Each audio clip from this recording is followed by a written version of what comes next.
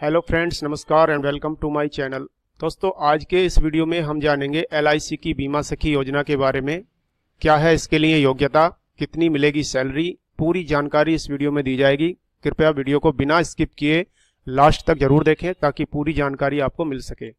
तो इसके लिए सबसे पहले हम चलते हैं एलआईसी की ऑफिशियल वेबसाइट पर। तो दोस्तों, ये आ गए हम एलआईसी की ऑफिशियल वेबसाइट पर, जहां पर ये ऊपर ही उसमें एक ऐड डिस्प्ले कर रहा है। इसके बारे में थोड़ा सा जान लेते हैं। बीमा सखी का ये ऐड है जो एलआईसी अपनी वेबसाइट के होम पेज पर दे रही है अभी।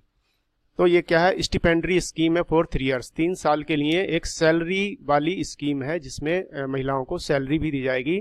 मिनिमम एजुकेशन क्वालिफिकेशन 10वीं पास बताई गई है, या उससे ज़्यादा भी हो सकती है, लेकिन मिनिमम 10 है। तो मिनिमम एज 18 साल है और मैक्सिमम इसमें 70 साल बताई गई है। वो वीडियो में इसके आगे नोटिफिकेशन में मैं आपको पूरी जानकारी इसकी बताऊंगा। तो the agency continues after the stipendiary period, यानी इस सैलरी के जो 3 साल का पीरियड है, इसके बाद जो एजेंसी कंटिन्यूसली वो नॉर्मल एजेंसी की तरह चलती रहेगी। LIC also provide career opportunity to agents subject to conditions, यानी एजेंट्स के लिए एलआईसी कुछ अपॉर्चुनिटीज भी प्रोवाइड करती है। जैसे कि एलआईसी में डेवलपमेंट ऑफिसर की जब भर्ती निकलती है, जब उसकी नोटिफिकेशन निकलता है, तो उसमें क्लियरली एजेंट्स के लिए 25% का आरक्षण होता है। तो इसका भी फायदा महिला एजेंटों को मिलेगा फ्यूचर में, अगर वो परमानेंट एम्प्लॉयमेंट के लिए अप्लाई करती हैं तो इसके आगे इस पेज को ओपन कर लेते हैं। यहाँ पर LIC insurance corporation of India की तरफ से ये पूरी जानकारी दी गई है। इसको बिना स्किप किए पूरे ध्यान से सुनिए जो मैं आपको बताने वाला हूँ। तो ये महिला कैरियर एजेंट MCA है। जनरल इंस्ट्रक्शंस दी गई हैं कैंडिडेट्स के लिए। एलआईसी बीमा सखी यानी कि MCA की फुल फॉर्म मैंने बताई थी, महिला कैरियर एजेंट। तो MCA स्कीम इज स्टिपेंडरी स्कीम, यानी एक सैलरी वाली स्कीम है, एक्सक्लूसिवली फॉर वुमेन, महिलाओं के लिए केवल, with a stipendiary period of 3 years, यानी 3 साल का एक सैलरी का ये प्रावधान इसमें रखा गया है। तो नेक्स्ट पॉइंट क्या है, the appointment of a person under MCA scheme will not be treated as salaried employment, यानी इसको सैलरीड एम्प्लॉयमेंट ना समझा जाए कि आप सैलरीड एम्प्लॉयड बन रहे हैं, या फिर as an employ of corporation, यानी कॉर्पोरेशन के आप एम्प्लॉय भी नहीं रहेंगे और एक सैलरीड एम्प्लॉय भी उसको ना समझे। ये इसमें क्लियरली बताया गया है।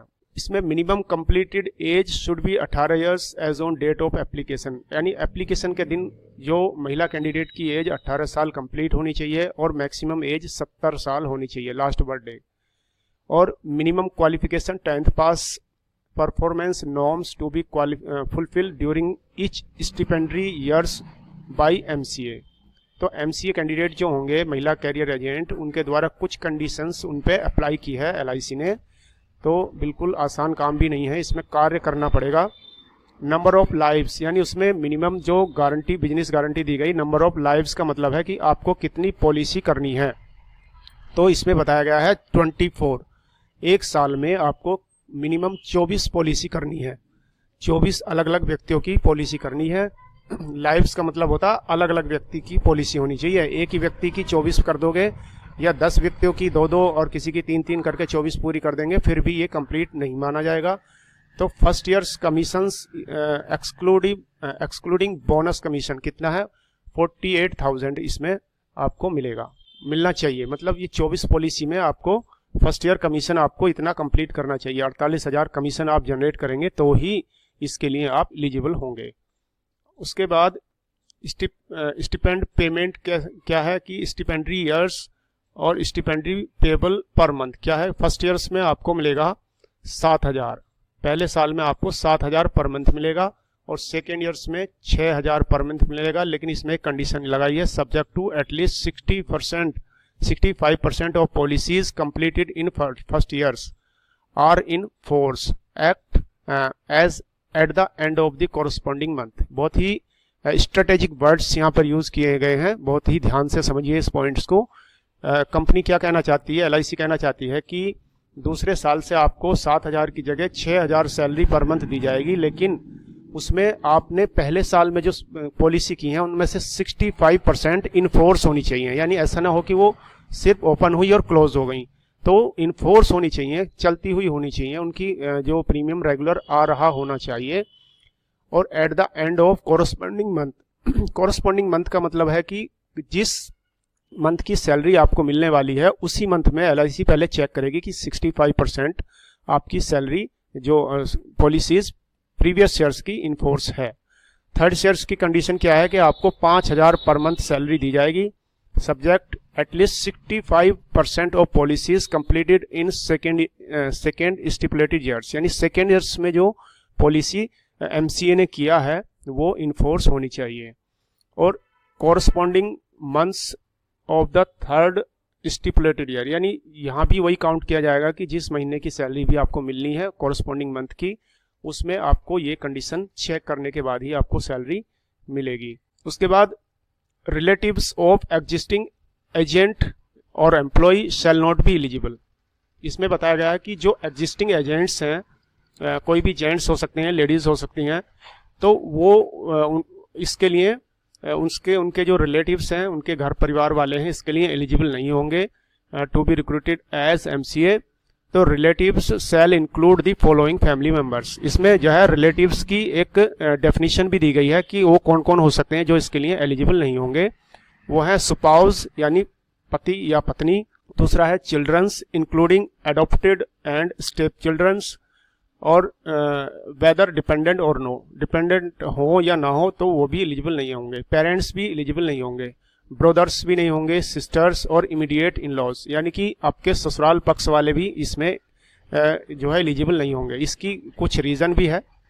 तो इसका कारण यह है कि जो प्रेजेंट में एजेंट हैं या एम्प्लॉय हैं, अपने किसी क्लोज रिलेटिव को एजेंट एज ए MCA बनाने के बाद उसका जो बेनिफिट्स वो ना ले लें, और इससे जो प्रेजेंट एजेंट्स हैं उनके जो परफॉर्मेंस पे भी असर ना पड़े, क्योंकि उनके फ्रेंड्स एंड फैमिली सर्किल में जो भी पॉलिसियाज हैं उनको ये MCA यानी कि न्यू बीमा सखी उनको डिस्टर्ब ना करें, इसलिए ये कंडीशन लगाई गई है। तो a retired employ of corporation और an ex agent seeking appointment shall not be granted agency as MCA scheme. इसमें यह भी बताया गया है कि रिटायर्ड एम्प्लॉय अगर दोबारा से री एम्प्लॉय होना चाहते हैं, कोई महिला एजेंट रही होंगी जो रिटायर्ड हो गई हैं या उन्होंने एजेंसी छोड़ दी है और फिर से वो MCA में अपॉइंट होना चाहते हैं, तो उनको भी इसका लाभ नहीं मिलेगा, वो इसके लिए एलिजिबल नहीं होंगी।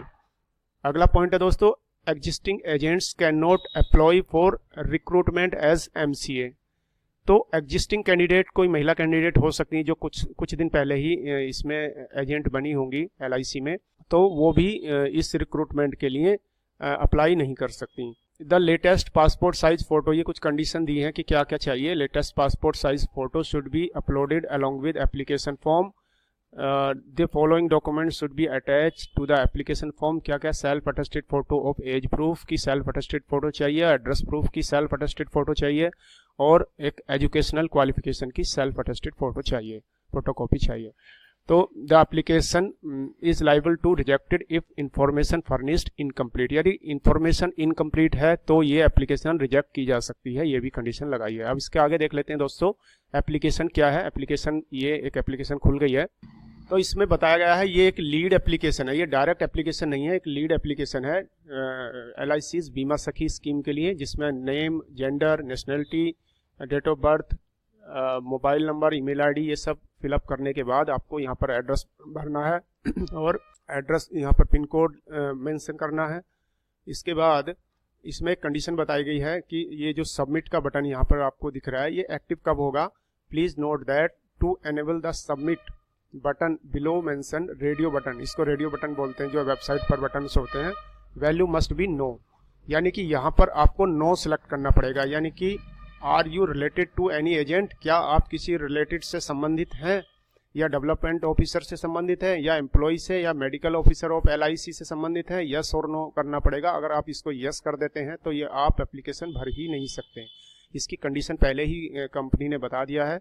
तो इसको हमें कंडीशन को नो करना पड़ेगा, नो करते ही ये बटन हमारा एक्टिव हो गया है और यहाँ पर ये कैप्चा हम फिलअप करने के बाद सबमिट बटन दबाएंगे, आपका डेटा LIC के नज़दीकी कार्यालय में पहुँच जाएगा और वहाँ से आपको बीमा सखी बनने के लिए ऑफर मिल जाएगा आपका डाटा चेक करने के बाद। तो दोस्तों आज के वीडियो में इतना ही। मैं आशा करता हूँ ये वीडियो आपको पसंद आया होगा। अगर ये जानकारी आपको महत्वपूर्ण लगी है तो वीडियो को लाइक करें, सब्सक्राइब करें, शेयर करें। चैनल पर पहली बार विजिट किया तो चैनल को सब्सक्राइब कर लें ताकि ऐसी ही इन्फॉर्मेटिव वीडियो आपको मिलती रहे। धन्यवाद। Thanks for watching.